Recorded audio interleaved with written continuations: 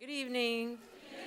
Hey, thank you. Welcome. My name is Alicia Tate. I'm Director of Programs at Chicago Foundation for Women. And I want to thank you all for joining us this evening.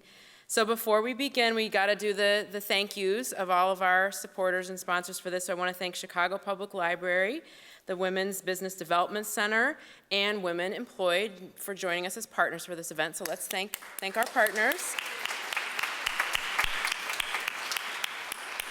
And for those of you who don't know, I just wanted to give you a quick overview of CFW, Chicago Foundation for Women. We invest in women and girls as catalysts, building strong communities for all. And we've done this for 31 years through three main issue areas: economic security, freedom from violence, and access to health and health services. But another key piece of the work that we do is we create spaces and conversations that honor the unique experiences of all women. Our founders started CFW with the understanding that women's lives are complex, and when women and girls are supported, whole communities succeed. So I know all of you agree with that because you're here tonight. So this is why this conversation is so important, whether we're on the job, at home, in our families. Supporting the diverse perspectives of women and making room for new narratives ultimately enriches our communities and our work. So really quickly, let me just see a show of hands. How many of you in the audience are parents? Okay, so the rest of you are not parents. Okay, the non-parents, raise your hands. Vast majority, it's like 99%. Okay. Wait, keep your hands up. And then of the non-parents, how many of you actually wanted children at some point in your lives? So that's about 50-50. Okay, interesting. I fall into that category. I'm really excited about this conversation tonight because this is an issue I've wrestled with a lot in my own life and my career. You know, in a nutshell, part of what I had to face when my marriage ended a few years ago was the fact that I had probably missed my chance to have a biological child. And at the time, that was incredibly devastating for me. I had never imagined myself living a life where I was not a mom. I was raised by a single mom. I just thought that was going to be a core part of my identity. So that, plus my divorce, made me actually feel like a total failure as a woman. It really surprised me how much I felt like I had just failed. And that was in spite of everything else I had accomplished in my life. I've had a great career and lots of opportunities, but that loss made me feel like I had messed up somehow. I was lucky, though. I had a community of women and some really smart men around me who helped me see that building a life and a career without kids can actually offer you a range of possibilities and opportunities and adventures and chances for happiness that you didn't even think you had. So, you know, like most of you know, I really can do what I want when I want, right? Like, you know that. You don't have to get anybody ready in the morning, right? I just have to remind myself, as probably most of you do too, that what I want is just as important as what any mom wants for her children. So I have to tell myself that when I'm working late, you know, and I have to remember there are other reasons to leave work at a reasonable hour besides picking someone up at daycare, for instance. So I don't know what my future holds, but I feel really fortunate to have learned that my sense of myself and my happiness and my identity don't have to come from having a family, that I can have other things in my life that are just as important, and that includes having really rich relationships with other people's children. I mean, I don't know how many of you borrow parents' children, but they're usually happy to lend them to you. So that's just a little piece of why I'm really glad to be here tonight, and I can't wait to hear from this fantastic panel and all of you. So before I introduce them, I just want to give you a couple of housekeeping items. So we are tweeting tonight. Be sure and tweet tonight with the hashtag #CareerWithoutKids. That's our hashtag, #CareerWithoutKids. And we'll also have a brief Q&A at the end of the discussion. So I think note cards will be going around. So please, you know, write your questions down, and we'll have CFW staff come by and pick those up. So without further ado, I would like to introduce our panelists. Adriana Diaz is the Communications Director for the Trust for Public Lands Chicago Projects and Programs.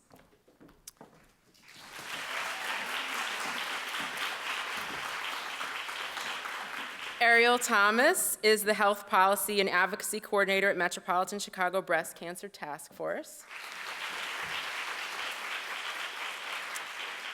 Samina Mustafa is a commercial real estate broker at Bradford Allen and the founder of Simmer Brown Comedy. Allison Cuddy is the Associate Artistic Director at Chicago Humanities Festival. And Jill Hopkins-Olevnik is the host of Morning Amp on Vocalo. And so last but not least, I'd like to turn it over to our moderator, Alexia Alejandra Ruiz, writer and reporter for the Chicago Tribune. She covers workplace issues for the Tribune's business section, and she has written about dating and relationships, health, home decor, food, and travel as a lifestyle reporter for the Tribune. So please join me in welcoming her.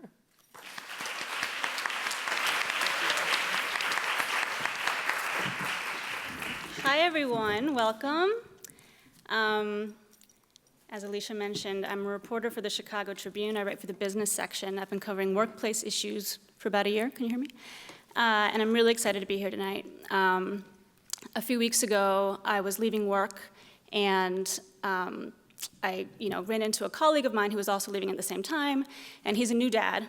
And I was telling him about this panel, and I was like, oh, it's work-life balance for women without children. And he just stopped in his tracks, and he looked at me and he said, what do you need balance for? What do you have to balance? And I was like, well, and at that moment, he was rushing home to give his kid a bath, and I was seeing if he wanted to get a drink. So it was not the best example. But it kind of is telling, of that this is a contingent of workers, a large group of women in the workforce who are often left out of the conversation about balance. And so tonight, I'm excited to have this wonderful panel of 5 women who are from a variety of different fields. Some of them are married, some of them are not, some of them are in relationships, some of them are not. But what everyone has in common is that we don't have kids by choice or by circumstance. And so I know everyone was just introduced, but if we can go down and you guys can introduce yourselves, and if you would like to answer my friend's question, what is it that you have to balance? Let's start with Ariel. Well, Allison, sorry. Thank you. Which one? You can go ahead, Allison. Okay. It's great to see you all, and thanks to the Chicago Foundation for Women for hosting this. I was thinking about this a lot. What are we trying to balance, or what am I trying to balance? I think that I have a very privileged position because I do cultural programming, and so in some ways, everything becomes work. It's whether you go out to socialize, to see a play or consume some kind of culture, come to an event like this, hear a talk, it's all fodder for work. So it's very hard to know sort of where work stops and work ends. And I think that's a situation that a lot of people in a creative context find themselves in, who are working in creative ways, that it just kind of never ends. But in terms of children and whether I have a family or not, it is interesting that I think that, so work is kind of part of your public life, and private life is primarily in the workplace about family. Those are the things that we talk about in terms of our personal lives, our children, our spouses, and I think that's because it's kind of not controversial in a way. There is this assumption that everyone is doing that. And so if you don't have a family or you don't have a spouse, then, and that's your private life, then does that mean you don't have a private life? You don't have a life? So I think I struggle with that. What Alicia was saying earlier, that in some ways there is the expectation that you don't actually have something to balance. Hi, my name's Jill Hopkins-Olevnik. I married a Polish guy. I host the Morning Amp on Vocalo every morning at 8 o'clock, which is a large part of what I have to balance. I wake up very early in the morning, not to take my kids to school or to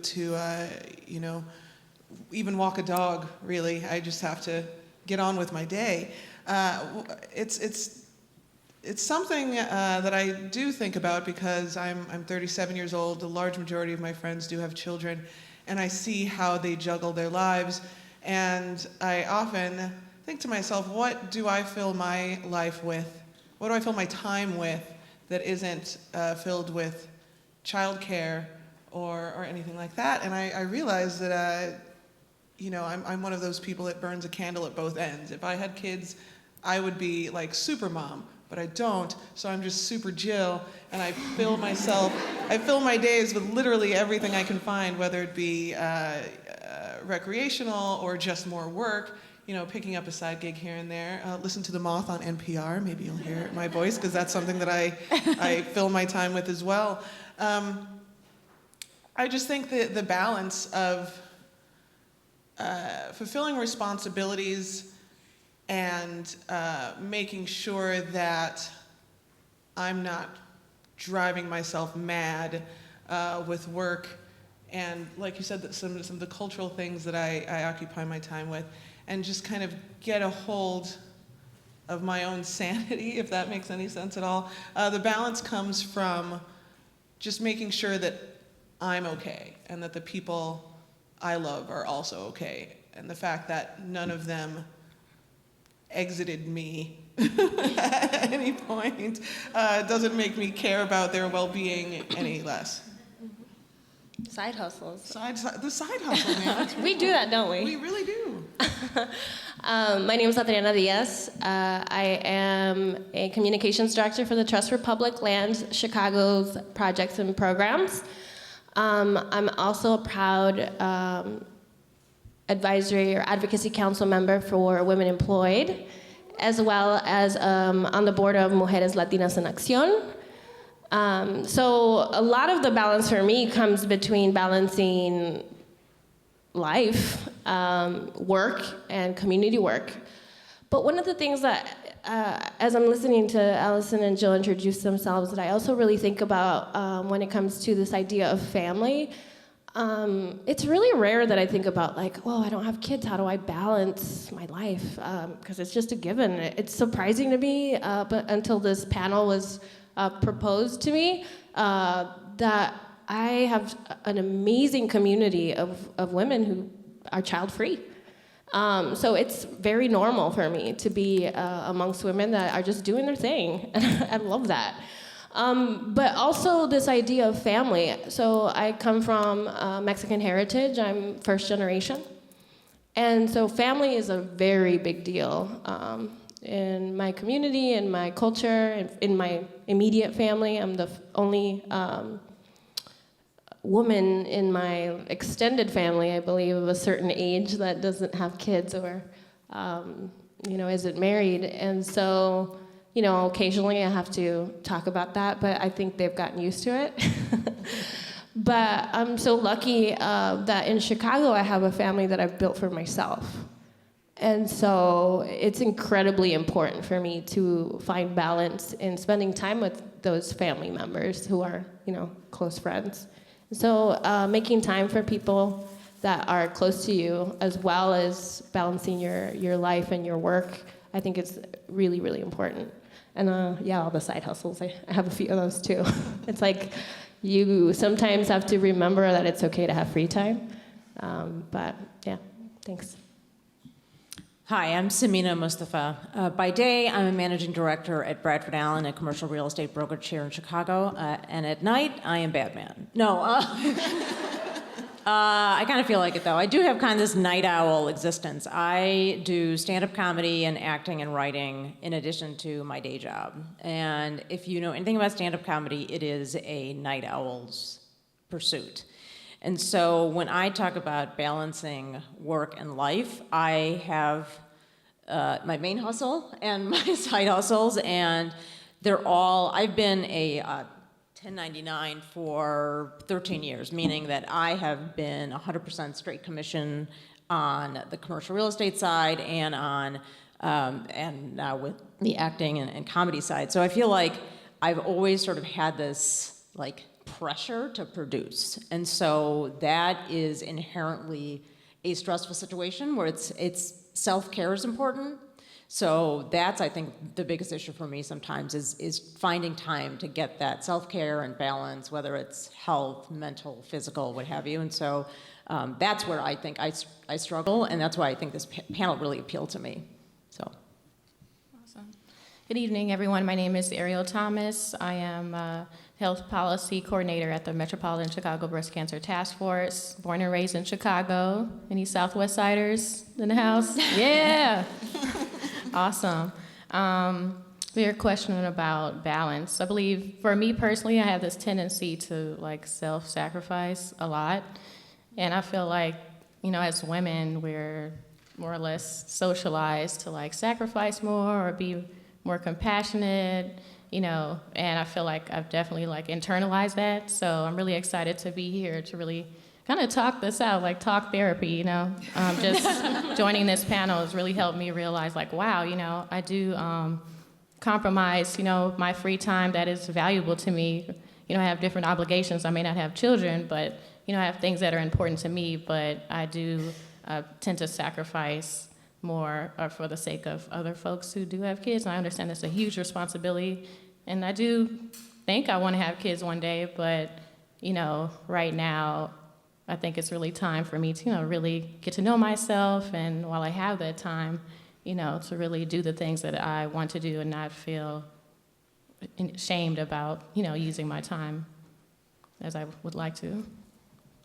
Thank you. All right, we're going to jump right into that therapy part of it that you just described. A growing share of women of childbearing age don't have kids. It's up to 47% now, and that's been growing. And yet, there's still an assumption that you should or you will, or it still looks a little. People can give you a little bit of a look when you don't. And I'm just wondering, how those societal or those family expectations have affected you over the years. And maybe, Samina, do you want to start? Sure. I am one of 5 girls, and I am the only non-mother in my family. So my mother can't wait to have another grandchild, though she's not satisfied. So there's definitely that. My background, I didn't mention this. I also didn't mention I'm also married, as Jill mentioned, and my background is Asian Indian, and the fact that I got married late, that I don't have children, visiting family in India, I am an alien, basically. They don't understand what planet I'm from. So there is that sort of larger family expectation because, as some people of immigrant families can appreciate, it is not just your business. It's everybody's business when you get married, when you have kids. So there is definitely that. And it does create a disconnect in terms of family activities. So there's a little bit of like, oh, we're doing something with the kids, and it's not, you're not part of it. So that does create a little bit of a separation. That being said, I think sometimes there is an assumption that you have a little bit more time, whether it's taking care of elderly parents, that sort of thing, which I know we're going to be talking about a little bit later. But I feel like in general, family expectations are very much cultural expectations. Broader societal expectations, I think people are realizing that people are choosing to either delay parenthood or forego it altogether. But I feel like in my immediate family and my extended family, it's still very much, oh, why aren't you going to have, they'll aren't having kids? It's a sad story for them. So. Adriana? Just had Go ahead. I just had an awkward moment at work, actually, with my coworker. She had mentioned that she went to her brother's 50th anniversary celebration. And then, I don't know, she like directed the conversation to me like, oh, I want to go to your wedding, and I'm like, okay, but it's like, yeah, at some point, but, so I'm the only child for my mom, so I have a lot of pressure on me to produce, several kids, and, but, that idea scares me right now for the moment. So definitely, it's definitely a thing in my family. My brother just had a kid. He's 24. He's 8 years younger than me, so that kind of took a little pressure away from my dad. But yeah, it's definitely something that I deal with on a regular basis. But I'm just confident in knowing that, I'm laying out the foundation of, who is Ariel. Now is the time to be selfish and to really get to know, yourself, ladies, and, just stay true to who you are. I've noticed that my mom will wax and wane depending if I'm dating somebody she likes. Whether she wants grandkids or not, right? I'm the third of 4 children, so both my older siblings have children, and then myself and my younger brother do not, but we're, all past 30s. And it's funny because I think a lot of this pressure sometimes is so self-imposed. So definitely, like I mentioned earlier, in my culture, it's, being a mother is everything. But what I also have started to see is a little bit of a shift, and it's exciting. I have a lot of younger cousins. A lot of them are married, and were married, in their teens. But it's been really neat because you walk around sometimes with this idea of like how your family views you. And recently I've had little cousins kind of say to me, well, tell me more about like what it was like to be, at one point I was a flight attendant. What was that like? I was like, it was work. So we have conversations about that, but they would ask me about school and about graduate school, and little by little, I started to understand that my older cousins, their mothers, were having conversations with them about, like, you don't have to get married. Look at your cousin, Adriana. She's never been married.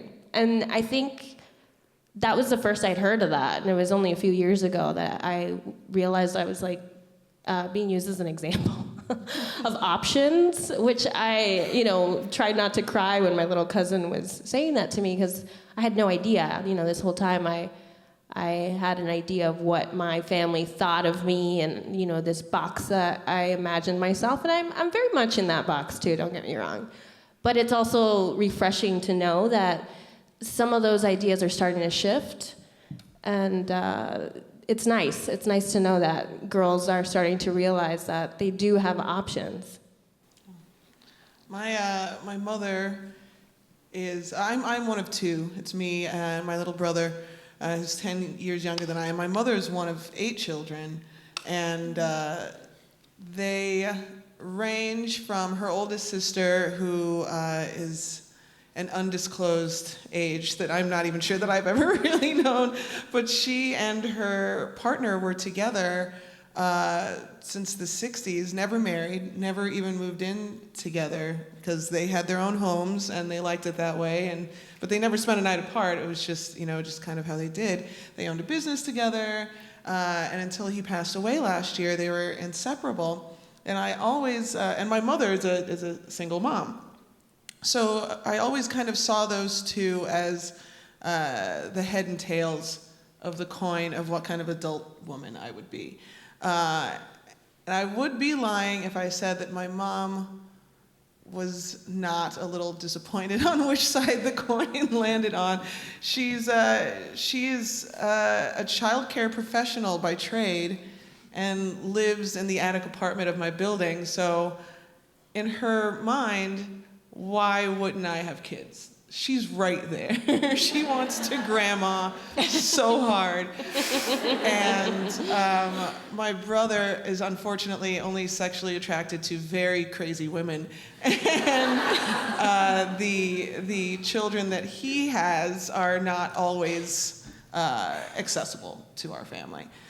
So it's kind of, at some points, she's very cool with having her own free time. She's a single lady. If anybody has like a 65-year-old single guy that wants to hang out with my mom, I think she'd be okay with that. But she adores my husband. She thinks that I have a good head on my shoulders. There's all of these factors that I think would just make her really happy. And a few years ago, we had to have like a real sit-down conversation about how this probably wasn't ever really gonna happen, but I loved her anyway, and that if she wanted me to, I could start babysitting for other people's kids so that they were just around and she could hold them.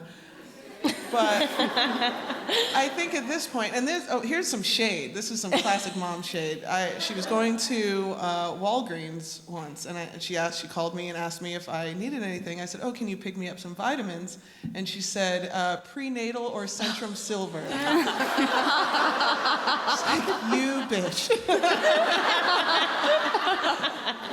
So the familial expectations have shifted from looking at your watch and pointing at it to just kind of snickering at Thanksgiving. And maybe just like a little jealousy that I have had the entirety of my adult life to myself to do what I've pleased with it. Right. And I've done a lot of stuff. Right. Well, right. That's the flip side of this too, right? There is a little envy if you don't